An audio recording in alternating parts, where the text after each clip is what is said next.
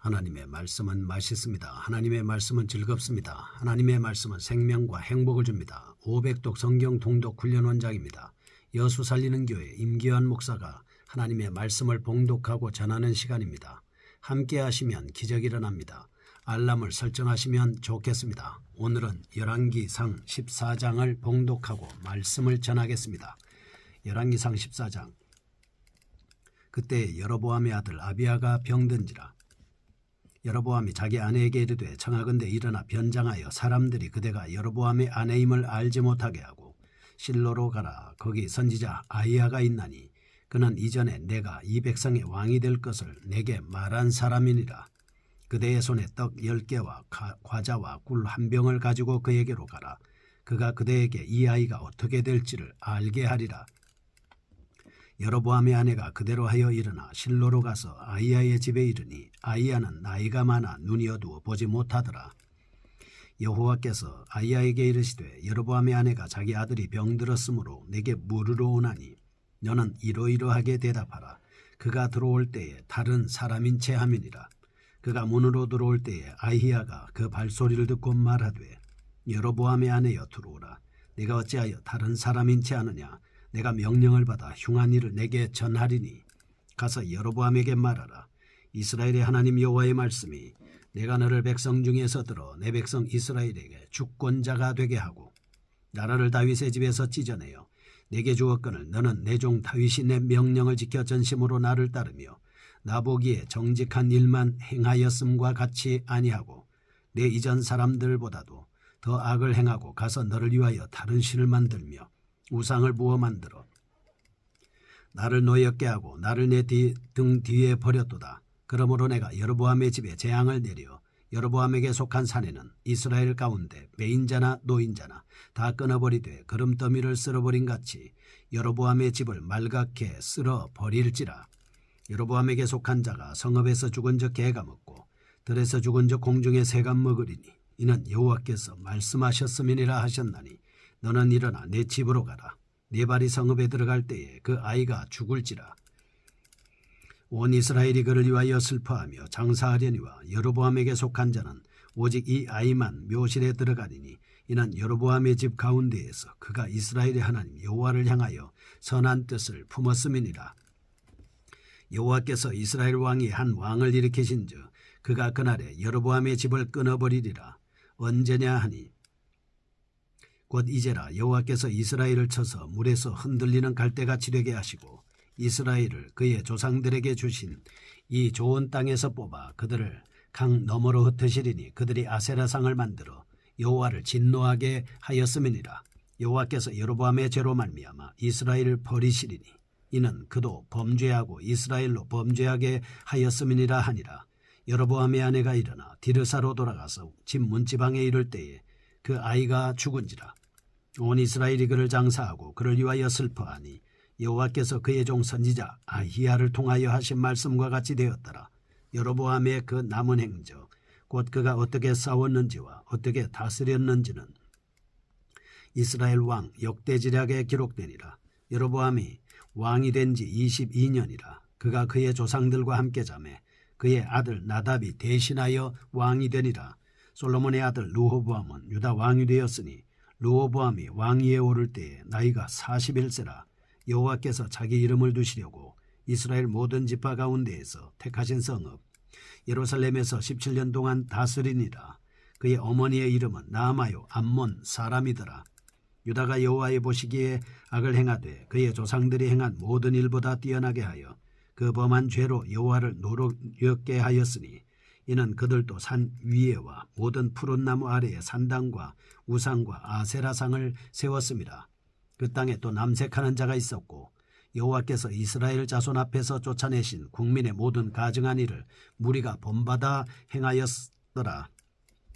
르호보암 왕 제5년에 애굽의 왕 시삭이 올라와서 예루살렘을 치고 여호와의 성전의 보물과 왕궁의 보물을 모두 빼앗고 또 솔로몬이 만든 금방패를 다 빼앗은지라.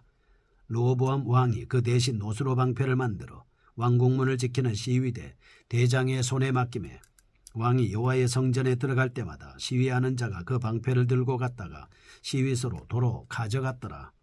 로보암의 남은 사적과 그가 행한 모든 일은 유다왕 역대지략에 기록되지 아니하였느냐.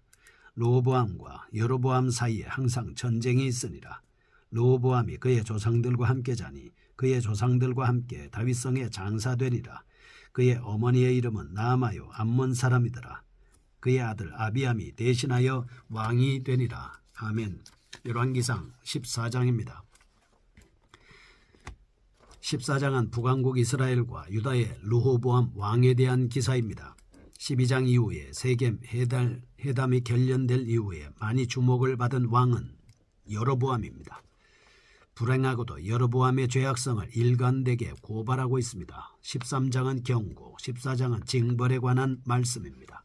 14장은 경고에도 불구하고 회개치 않은 여로보암은 마침내 징벌을 받게 되었다라는 의미를 전달하고 있습니다. 르호보암은 여로보암보다 적게 언급되고 있는데 상대적으로 덜 타락한 인물로 선한 인상을 주는 기록은 열왕기와 역대기가 일치하고 있습니다. 14장 1절에서 20절 선지자 아히야를 통해 여로보암의 가문의 파멸이 예언되고 있습니다. 21절에서 24절 르호보암의 통치기의 두 가지 인상적인 내용, 남왕국에 만연하게 되었던 우상숭배 기록하고 있습니다. 25절에서 31절 애굽왕 시삭의 침공입니다. 남북 왕국의 초대왕들은 각기 남왕국, 북왕국 역사의 모형이라고 볼 수 있습니다. 이러한 모형은 하나님의 훈계와 경고를 무시하고 일관되게 완패한 길을 걷고 있습니다. 르호보암은 대체로 하나님께 불순종했으나 간간히 겸비와 순종을 보여주고 있습니다. 이는 남북 왕국의 역사의 특성을 그대로 반영해주는 여로보암의 생애가 그러했듯이 북왕국의 후계자들은 한결같이 선지자들의 경고와 훈계를 무시하다가 멸망의 심판을 받는 모습입니다. 남왕국은 르호보암처럼 대체로 타락의 흐름을 따르지만 이따금 신앙의 부흥을 이루고 있습니다. 남왕국의 역사가 북왕국의 역사와 함께 출발부터 길을 잘못 삼았음을 볼 수 있습니다. 다시 말해 초대 왕의 실패는 이후 남북 왕조의 타락된 역사의 방향을 결정지었다 이렇게 볼 수 있습니다. 여기서 우리는 악의 관성적 속성을 봅니다. 한번 방향을 잘못 잡은 악행은 시위에서 떠난 화살처럼 여간해서 되돌리기 어려운 법입니다. 만일 악의 속성에 압도당해 그친다면 우리에게는 희망이 없습니다. 따라서 우리는 역사의 흐름을 친히 주관하시는 하나님께 인간의 성취를 위해서 도와주시는 하나님의 주권에 우리는 눈을 돌려야 합니다. 좋은 일이든 나쁜 일이든 모든 것은 우리의 신앙에 가르침을 주는 것으로 받아들여야 된다 하는 것입니다. 첫 번째 1절에서 20절입니다. 여로보암 가문에 임한 하나님의 심판입니다. 1절에서 3절 13장 1절에서 3절의 말씀 하나님의 경고를 무시하고 자기 마음대로 완고한 길을 가고 있는 여로보암은 하나님으로부터 멸망의 심판을 선고받습니다. 본달락에서 두드러진 특성은 등장인물 요소의 의미 변환입니다. 1절은 여로보암의 병든 아들에 대한 운명에 대한 말씀, 그리고 2절에서 4절은 여로보암의 아내는 속이는 자의 심부름꾼으로 옵니다. 5절은 오히려 진실의 전달자로 바꿔지고 있는 모습입니다. 또한 아히야는 늙고 눈먼 자이지만 젊고 영악한 자보다 더 먼 미래를 밝힐 수 있는 하나님의 선지자였음이 드러나고 있습니다. 6절에서 16절 더욱이 무엇보다도 여로보암은 자신을 감추기에 급급했지만 자신이 모르던 운명까지도 마침내 낱낱이 폭로되고 있습니다. 이상과 같은 전환과 폭로는 원래 그럴 수 없는 것이 그렇게 바뀐, 즉 불가능의 가능이라는 성격을 가지고 있습니다. 단적인 예가 늙고 앞 못 보는 노인이 젊고 영리한 자의 술책을 뛰어넘어 오히려 그가 모르던 사실까지 일러준다는 기막힌 역전입니다.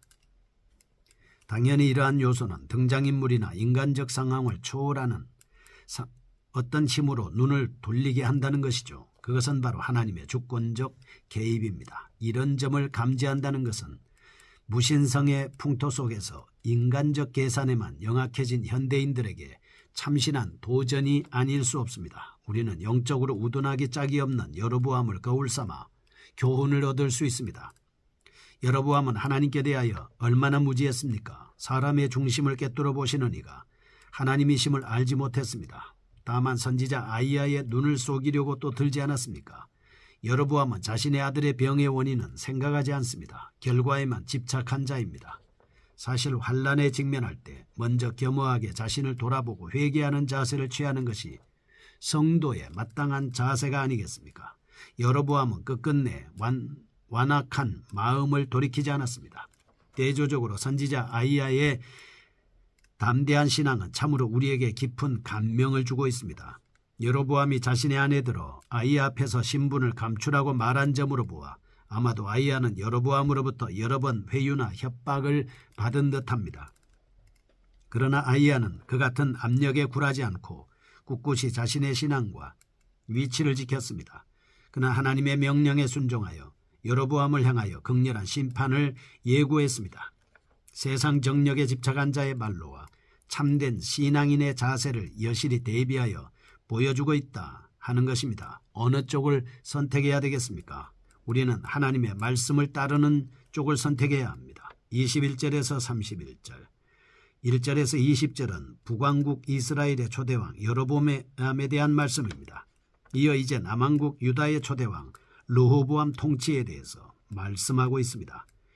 저자가 르호보암의 통치를 어떠한 시각에서 평가하고 있는지를 잘 나타내는 구절 23절 저희도입니다. 이는 남왕국도 북왕국이나 다를 바 없이 우상숭배에 물들어 있었음을 지적해 주고 있는 말씀입니다.